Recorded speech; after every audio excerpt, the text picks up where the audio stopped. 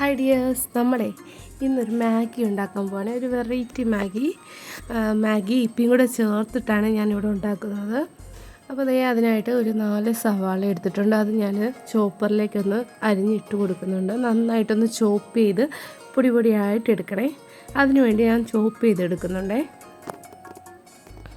അപ്പോൾ നന്നായിട്ട് ചോപ്പ് ചെയ്ത് എടുത്തിട്ടുണ്ട്. ഇനി അതൊരു പാത്രത്തിലിട്ട് മാറ്റി വെച്ചിട്ടുണ്ട്.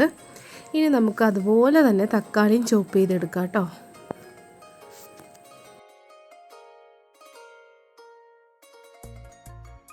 ഇനിയിപ്പോൾ നമ്മൾ മസാലകളാണ് എടുക്കുന്നത്. മുളക് പൊടി, മഞ്ഞൾപ്പൊടി, കുരുമുളക് പൊടി, ചെറിയ ജീരകത്തിൻ്റെ പൊടി, ഇത്രയും കൂടെ ഒരു 1/4 സ്പൂൺ വെച്ചാണ് എടുത്തേക്കുന്നത്.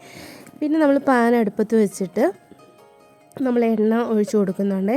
എണ്ണ ഇനി നന്നായിട്ട് ചൂടായി വരുമ്പോഴത്തേന് നമ്മൾ എടുത്ത് വെച്ചിട്ടുള്ള സവാള ചെറുതായിട്ട് അരിഞ്ഞതുണ്ടല്ലോ, അതിട്ടൊന്ന് വഴറ്റിയെടുക്കാവേ. ഒരുപാടങ്ങ് വഴണ്ട് പോകേണ്ട ആവശ്യമില്ല. ഒരു 3-4 സെക്കൻഡ് ഒന്ന് വഴറ്റിയിട്ട് ബാക്കി നമ്മൾ എടുത്ത് വെച്ച് ഇഞ്ചി, പച്ചമുളകും കറിവേപ്പിലയും കൂടി ഇട്ട് ഒന്നുകൂടെ ഒന്ന് ഇളക്കി കൊടുക്കുന്നുണ്ട്. പിന്നെ ഒരാവശ്യത്തിന് വേണമെന്ന് ഉപ്പും കൂടെ ആഡ് ചെയ്ത് കൊടുക്കുന്നുണ്ട്. പിന്നീട് ജസ്റ്റ് നന്നായിട്ടൊന്ന് വഴറ്റിയെടുക്കുവാണേ. അപ്പോൾ നന്നായിട്ട് വഴണ്ട് വന്നിട്ടുണ്ട്. പിന്നെ നമ്മൾ എടുത്ത് വെച്ചിട്ടുണ്ടായിരുന്ന മസാലകളെല്ലാം കൂടി ഇട്ട് ജസ്റ്റ് ഒന്ന് വഴറ്റിയെടുക്കുന്നുണ്ട്. പിന്നീട് ആ മസാല ഒന്ന് നല്ല മൂത്ത് വരുമ്പോഴത്തേനും നമ്മൾ നല്ല ചെറുതായിട്ട് അരിഞ്ഞ് വെച്ച് തക്കാളിയും കൂടെ ആഡ് ചെയ്ത് കൊടുക്കുന്നുണ്ട്. തക്കാളി ഞാൻ ചോപ്പറിലിട്ടാണ് ഒന്ന് അരിഞ്ഞേക്കുന്നത്. അപ്പോൾ ചെറിയൊരു ജ്യൂസി പോലെ കിട്ടുവേ. അത് കഴിഞ്ഞിട്ട് 2 മുട്ട അങ്ങ് പൊട്ടിച്ചൊഴിച്ച് കൊടുക്കുന്നുണ്ട്. അതും നന്നായിട്ടൊന്ന് വഴറ്റിയെടുക്കാം നമുക്ക്. അത് കഴിഞ്ഞിട്ട് ലാസ്റ്റിൽ നമ്മൾ മാഗിയുടെ പൊടിയുണ്ടല്ലോ, ആ മസാല അങ്ങ് ചേർത്ത് കൊടുത്തേ.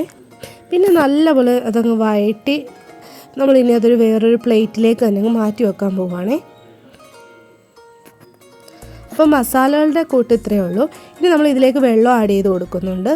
അപ്പോൾ വെള്ളം നന്നായിട്ട് തിളച്ച് വന്നപ്പോൾ ഞാൻ മാഗിയുടെയും ഇപ്പിയുടെയും നൂഡിൽസാണ് കേട്ടോ ആഡ് ചെയ്ത് കൊടുത്തത്. അപ്പോൾ അത് രണ്ടും കൂടാണ് ഇട്ടേക്കുന്നത്. കാരണം കടയിൽ മേടിക്കാൻ പോയപ്പം രണ്ടും ഓരോന്നേ ഉള്ളായിരുന്നു. അപ്പോൾ അത് നന്നായിട്ട് വെന്ത് വന്നപ്പോൾ നമ്മൾ നേരത്തെ റെഡിയാക്കി വെച്ച മസാല കൂടി അതിലേക്ക് ഇട്ട് കൊടുത്തിട്ട് ഇനി അത് നന്നായിട്ടൊന്ന് മിക്സ് ചെയ്ത് എടുക്കണേ. അപ്പോൾ സംഭവം ഇത്രയേ ഉള്ളൂ. എല്ലാവരും എന്തായാലും ഇത് തയ്യാറാക്കി നോക്കണേ. റെഡിയാക്കി നോക്കിയിട്ട് ഇഷ്ടപ്പെട്ടാൽ നിങ്ങൾ എനിക്ക് കമൻറ്റും കൂടെ ചെയ്യണേ.